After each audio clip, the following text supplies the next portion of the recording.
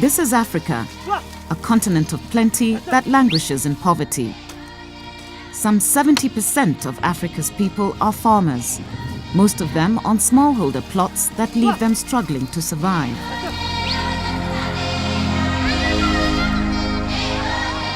But it doesn't have to be this way. Africa is rich in natural resources. The challenge for those who live here is to tap them for the benefit of the poor and the powerless. This will lead to a revolution in the distribution of wealth and spending power. And there is nowhere else to start but out in the fields.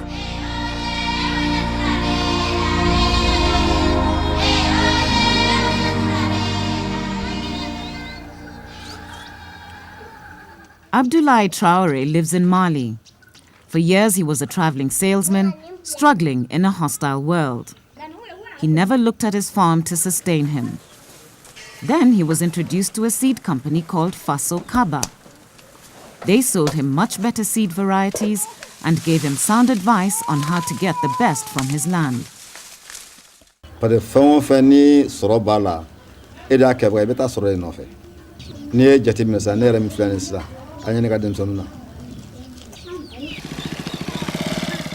Thousands of farmers in Mali are seeing their lives transformed by this simple process. Le partenaire de Agra nous a permis de nous lancer. On a fait beaucoup de démonstrations, beaucoup de promotions, les t-shirts, les képis, les field days. On a participé à des foires, on a participé à des formations. On a passé beaucoup de messages sur les variétés nouvelles de semences. The economy of African nations is driven by what comes off the land. Agra's mandate is to start a green revolution across the continent, increasing incomes and food security for millions of smallholder farmers. The first place to attack should be in agriculture, and it should be in smallholder agriculture, not only in producing but also in linking those farmers and their production to markets. I think green revolution is essential for Africa. As Secretary General, I had taken an interest in fight against poverty, and you cannot fight poverty if you can't feed yourself. So for me, it was a very important mission, and I decided to join it when I stepped down as Secretary General. The starting point is on the continent's so-called breadbasket regions. These have better soil, rainfall, and infrastructure, making it easier to transform them from areas of food scarcity to breadbaskets of abundance. To begin with, seeds have to be more productive. Unlike other parts of the world, Africa is home to many different growing conditions, so seeds have to be generated that work in distinct environments. Just look at the geography of Africa. Africa is aligned north-south. Okay? Now, north-south, you're crossing latitudes. Asia is organized east-west. East-west, you are going through longitudes. When you go across longitudes, plants can go across thousands of kilometers without any problem. When they are crossing latitudes, plants are also sensitive to light and length of day. So you have to have crop varieties which are adapted to different small agroecologies. Because they don't have access to better seed varieties, most African farmers use recycled seeds with very poor yield. Until now, investment in Africa's seed industry has been minimal, and there's not much by way of quality control. These challenges have inspired Agra's Programme for Africa's Seed Systems, or PASS. Its aim is to develop seed systems that deliver improved crop varieties to millions of small-scale farmers. PASS will bring other improvements at every stage of the seed value chain, right to the point of sale. This includes extension of training, capital, and credit to agro-dealers, who are the main point of access that farmers have to seeds.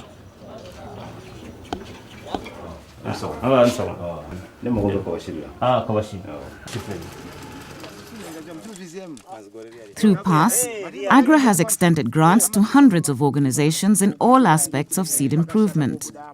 It does this through national research institutes across the African continent.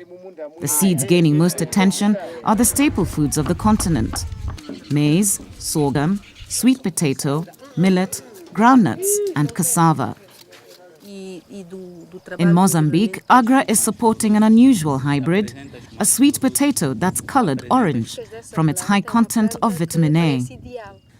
It's the brainchild of Maria Zacharias, whose bright orange vehicle is a mobile billboard for the many health benefits of this new product. A batata doce branca de polpa laranjada já é conhecida entre os agricultores moçambicanos e sobretudo entre as mulheres, mas esse é uma nova cor, é a cor alaranjada. Então, para que o nosso programa tenha sucesso, nós teríamos que publicitar essa cor. Nós criamos uma publicidade que é laranja. E essa laranja é a laranja da batata doce de polpa laranjada, que é batata com muita vitamina A. Em todo o território nacional onde o programa da batata doce está a acontecer, nós criamos essa publicidade, que é um brand, que é o brand da cor alaranjada, que é a cor da batata doce. O doce que dá saúde.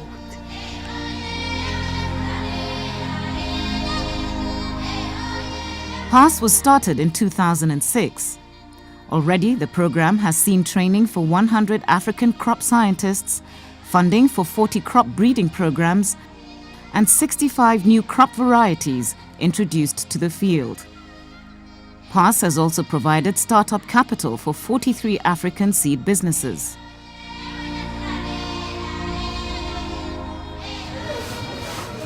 Improving seeds is just one part of Africa's green revolution. Poor harvests also arise from poor soils.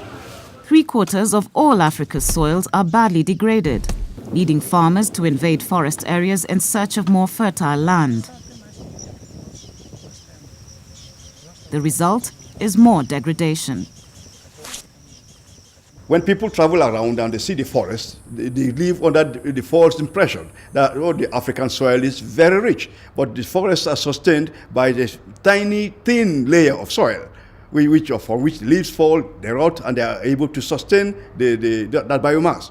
But the African soils are generally degraded.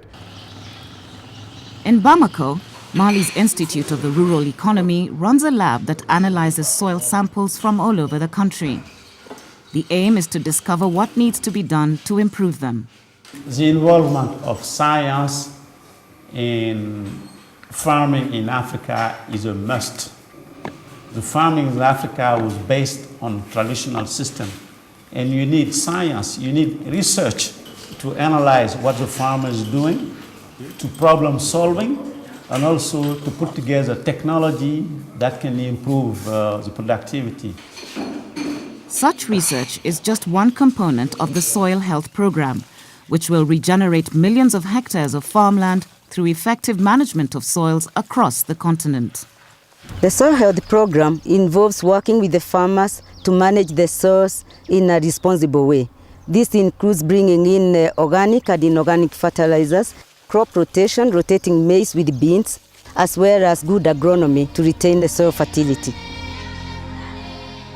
The Soil Health Program is now active in all 13 countries where Agra is involved. Over the next 10 years, more than 4 million farming households will benefit. That's over 24 million people.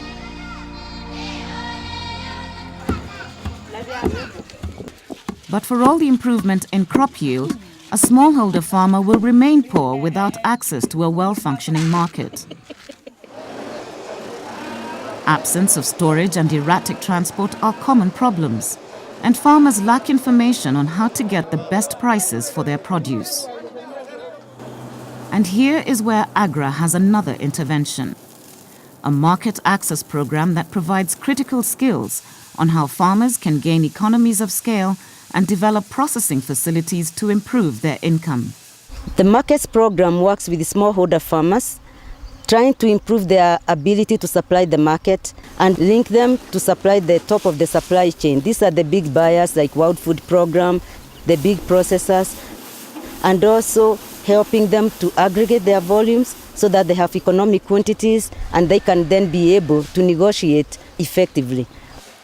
If they can be able to reach the top of the supply chain, you reduce the level of intermediary and the margins accrue to the farmers. Another initiative is Agra's innovative financing scheme. To share the financial risk in supporting agricultural businesses, Agra has formed a partnership with several African banks. This is crucial for borrowers who wouldn't normally have the security to borrow money from a commercial bank. Smallholder farmers, unfortunately, do not have the assets that the banks would require for them to be able to lend to them. This is where Agra comes in, giving them some small comfort so that they can be able to work with the smallholder farmers. In some cases, it's a 50-50 risk share or a first loss guarantee. This is basically to cushion them and encourage them to step on the plate and start working with the smallholder farmers. In Tanzania, the National Microfinance Bank has used a grant from Agra to fund agro-dealers who would otherwise not have the capital to run their businesses. In our mission, it says that we target rural areas. And when you target rural areas, you target agriculture. At this moment, I think we have over 250 dealers that are being financed through this program. So that makes me proud. Sione Fritsch is one of those dealers. Through the support of Agra and its partners, Sione alone can uplift the lives of several dozen small-scale farmers in her local area. Huko mwanzo nilikuwa nafanya biashara tu ndogo ndogo, zilikuwa hazina mafanikio. Baada ya kuwa tumepata mafunzo na CNFA na baadaye wametudhamini kwenye vyombo vya fedha, tunajipatia mitaji kutoka benki na kuweza kutoa huduma kubwa. Sasa hivi tunao uwezo wa kuleta mbolea ya kuwatosha kwa kupitia mitaji tunayowezeshwa. By providing loan guarantee funds, $160 million has been made available through major lending programs. This includes $2.1 million in credit guarantees for agro-dealers in Tanzania through National Microfinance Bank to lend $10 million. $5 million in credit guarantees to small-scale farmers, commercial farmers, and agribusinesses in Kenya through Equity Bank to lend $50 million. And finally, $2.5 million each in credit guarantees in Uganda, Tanzania, Mozambique, and Ghana through Standard Bank to lend $100 million. Agra is a young organization, but already its programs are having a profound impact on the lives of farmers across the continent.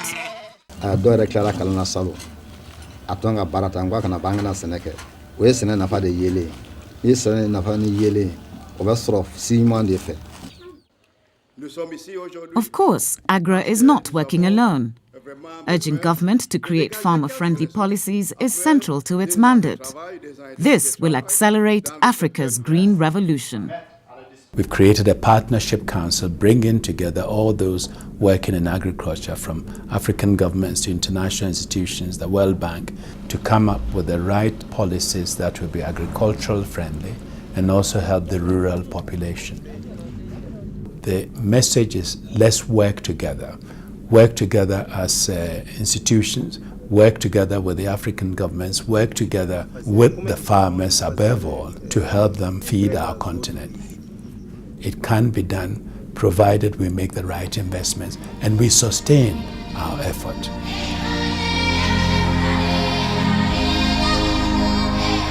The time to start is now. We do not have time. Populations are increasing, food deficiencies are increasing. We all need to pull together, improve food yields for our people, and bring about a green revolution in Africa.